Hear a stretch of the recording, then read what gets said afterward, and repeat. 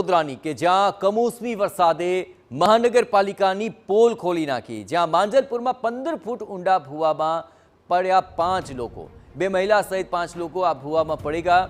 યુવકને બહાર કાઢવા માટે જેસીબી બોલાવવાની ફરજ પડી હતી।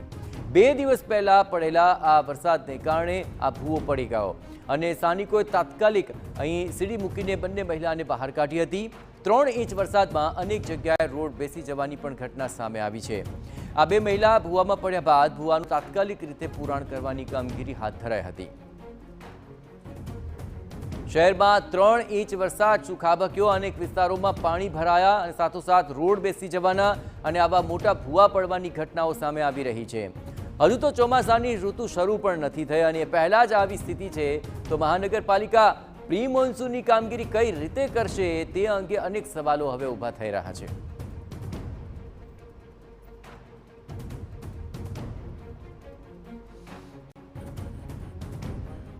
ચોમાસા પહેલા જ વડોદરા શહેરમાં ભૂવા પડવાની પરિસ્થિતિ ઊભી થઈ છે। વાત કરી રહ્યા છે વડોદરા શહેરના માંજલપુર વિસ્તારમાં આવેલી ટાઉનશીપની બહાર મહાકાય ભૂવો પડ્યો હતો। આ જે ભૂવો પડ્યો તેની અંદર 4 થી 5 લોકો ગરકાવ થઈ ગયા હતા। 2 મહિલા, અન્ય એક યુવક અને તેના સિવાય પણ અન્ય 2 પુરુષો આ ભૂવાની અંદર ખાબક્યા હતા, જેઓને બહાર કાઢવા માટે મહા મહેનતની જરૂર પડી હતી। મહત્વની વાત એ છે કે નજીકમાં કાઉન્સિલરની દુકાન હોવાના કારણે તેઓ તાત્કાલિક આવી ગયા હતા અને ટેમ્પરરી આ જે ભૂવાનું પુરાણ છે તે કરી આપ્યું છે।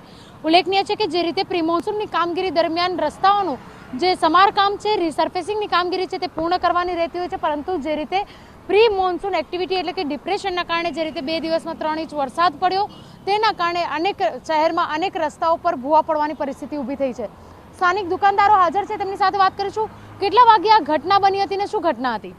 6 ને લગભગ 6:15 થી 6:30 6:15 હા, શું બન્યું હતું? એકદમ જ ભૂવો અંદર પેલી અંદર 5-6 ગ્રાહક અમારા દુકાનોના ઉભેલા હતા અને એકદમ જ ભૂવો પડ્યો, અંદર જ એકદમ જ જતા રહ્યા અને ભૂવો એટલે 10 ફૂટ થી 12 ફૂટનો ભૂવો અંદર એટલો બધો પડેલો છે। ભૂવો પડ્યા પછી પણ જમીન થોડી પોલાણ થઈને પોળો થઈ રહ્યો હતો, ગભરાટ, ડર કેટલો લાગી રહ્યો હતો? ગભરાટ એટલે બધા આજુબાજુ બધી પબ્લિક ભેગી થઈ જાય। પેલા અંદર હતા તેમનો મોબાઈલ એક પડી ગયેલો, તે રિસ્પોન્સ કરતો એક અડધો કલાકમાં પછી મળ્યો હતો। એમનો બહુ અંદરથી બધું કાદો કાઢીને અંદર બિલકુલ જે રીતની પરિસ્થિતિ ઊભી થઈ હતી, કેવી રીતે આજે ભૂવામાંથી લોકોને બહાર કાઢવા માટે કેટલી મહેનત પડી હતી? ભૂવામાંથી કાઢવા માટે તો એટલી રેસ્ક્યુ કરવું પડ્યું કે લગભગ 15 થી 20 મિનિટે 5 જણને અમે લોકોએ કાઢ્યા હશે।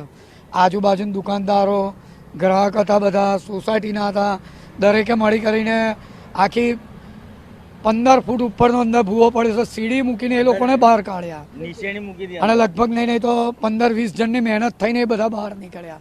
એક ભાઈનો તો અંદર દલદલની જેમ પગ ફસાઈ ગયા હતા, એમને એવું લાગતું કે હું અંદર ખૂંપાઈ જઈશ, એમને આખો અડધો ઉપરનો પગ અંદર ખૂંપાઈ ગયો હતો।